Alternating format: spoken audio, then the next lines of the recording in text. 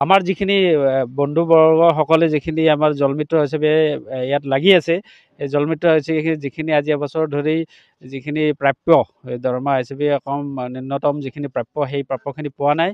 আমি গোটেই একেলগে এইখিনি পোৱা নাই। গতিকে এই বস্তুখিনি চৰকাৰ তথা বিভাগীয় আমাৰ ছাৰসকলে যদি অতি শীঘ্ৰে মুকলি কৰে, তাৰ কাৰণে অতি আমি আনন্দিত হ'ম।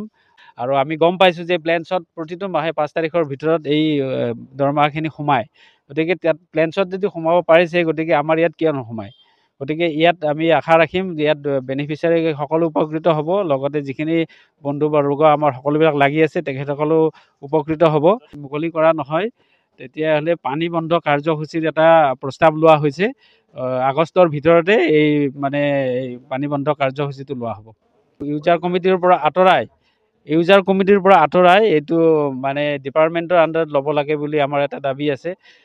এইটো PHCD ডিপাৰ্টমেণ্টৰ আণ্ডাৰত এইটো দাবী আছে, ল'ব লাগে। তেখেতসকলৰ আণ্ডাৰতে এইটো চলি আছে, ৰেগুলাৰাইজ কৰিব লাগে।